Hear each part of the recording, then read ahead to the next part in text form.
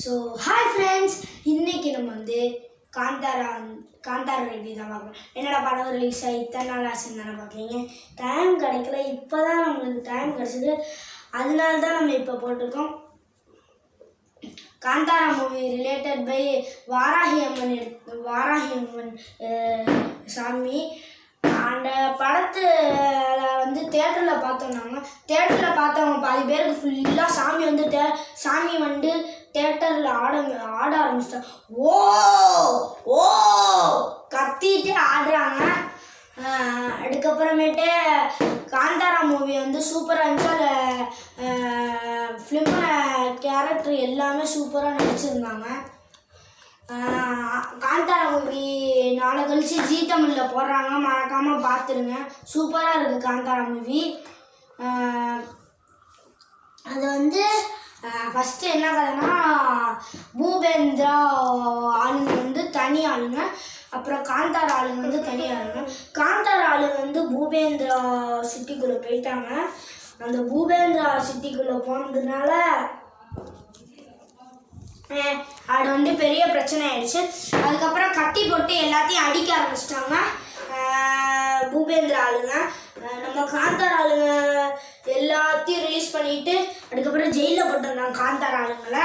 அந்த ஜெயிலில் இருக்கவங்க ஃப்ரெண்டுனால ஜெயிலில் இருந்து வெளியே வந்து காந்தாரா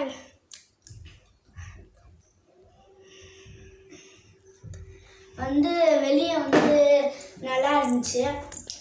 நல்லா இருக்கும் பாருங்க காந்தாரா மூவி. அது வந்து என்ன ரிவ்யூனா சூப்பர் அல்டிமேட்டாக இருந்துச்சு. அதில் மெயின் கேரக்டர் வந்து என்ன பண்ணாங்கன்னா, ஃபஸ்ட்டு பூபேந்திரா ஆளுங்க வந்து ஈஸ்வர பூந்தோட்டத்தில் காலை வச்சுட்டாங்க.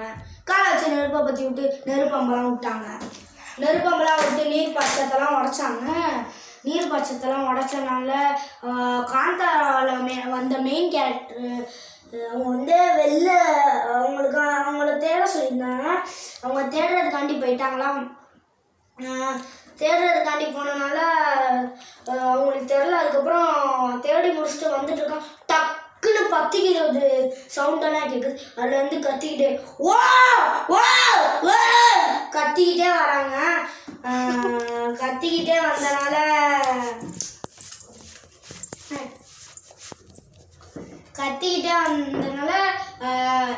அந்த பூபேந்திரா ஆளுங்க வந்து என்ன பண்ணிட்டாங்கன்னா, மெயின் கேரக்டரோட அம்மாவை எடுத்து உட்கார வச்சு கட்டானா வச்சு டக்குன்னு கழுத்தில் போட்டு அறுத்துட்டாங்க. அறுத்ததுக்காண்டி அவங்க வந்து அந்த பூபேந்திரா ஆளோட ராஜா வந்து டக்குன்னு தலையை வெட்டிட்டாங்க. அதுக்கப்புறம் செம்ம போராகி எல்லாத்துக்கும் மருந்து போட்டு இது பண்ணிட்டாங்க. அதுக்கப்புறம் மருந்து போட்டு அதுக்கப்புறம் திருப்பி அவங்களாம் சேர்ந்து என்னமோ நட்டு வைக்க, அந்த சிவன்லிங்கம் நட்டு வைக்கணும்னு சொன்னாங்க. அந்த சிவன்லிங்கத்துக்கு நட்டு வைக்கிறதுக்காண்டி போயிருக்கும்போது அந்த சுற்றி அந்த எலி மாதிரி இருக்கும், அது என்னன்னு தெரில, அது ஃபுல்லாக சுற்றி மறைச்சிருச்சு. அந்த சிவன்லிங்கத்தையே மறைச்சனால என்னமோ நிழல் மறைச்சிருக்குன்னு அவங்களுக்கு தோணியிருக்கு. அதனால் பெரிய கலவரமாகி அந்த காந்தாரா ஆளுங்க லாஸ்ட்டு சீனில் வந்து பெரிய போர் வந்தது. அந்த போர் என்னன்னா, அந்த போரில் வந்து அந்த அந்த மதராசியில் நடித்தவங்க வந்து நடிச்சிருந்தாங்க. ஹீரோயினும் அந்த ஹீரோயினோட அப்பாவும் வந்து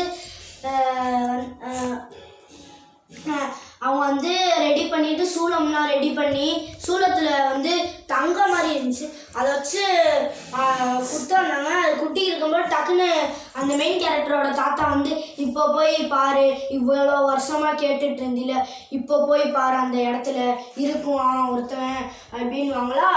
அப்போ போய் பார்ப்பாங்களா, அந்த தாத்தா சூளத்தில் டக்குன்னு குத்திடும். அந்த தாத்தா சூளத்தை வாங்கி அவங்கள சுருன்னு குத்தி அப்படியே அவங்க வயிற்றுலேருந்து தங்க மாதிரி வெளியே வரும். அதுக்கப்புறமேட்டு என்ன ஆகுனா, அந்த அவங்க போய் குழியில் உளுந்து பார்ப்பாங்க. பார்த்தோன்னே பெரிய அனுமான் மாதிரி இருப்பாங்க. அவங்க வந்து அவங்கள்ட்ட சண்டைக்கு வருவாங்க. சண்டைலாம் போட்டு கீழேலாம் விழுந்துருவாங்க. காந்தாராவோட மெயின் கேரக்டர் டக்குன்னு கையை பிடிச்சி எந்திரிச்சு டக்குன்னு ஃபைட் பண்ணி, அதுக்கப்புறம் அந்த சிவன் சூளத்துக்கிட்ட போய் நின்னோடனே கழுத்தில் பாம்பனா ஏறி அவங்க வந்து போட்டு சாமியாக கும்பிட்டாங்க. அந்த மூவி செம்மையாக இருந்துச்சு. ரிலேட்டட் பை வாராகி அம்மன். இதுதான் கதை. பெருசாக இருக்குது படம். பெருசுனா கொஞ்சம் ஷார்ட்டு தான். பாருங்கள், சூப்பராக இருக்குது படம். செம்மையாக இருக்குது. காந்தாரானா காந்தாரா பயலுக்கு தான். சூப்பராக இருந்துச்சு. ஓகே பாய் ஃப்ரெண்ட்ஸ், அடுத்த வீடியோவில் பார்க்கலாம். பாய். ஐயோ தாங்க முடியலப்பா.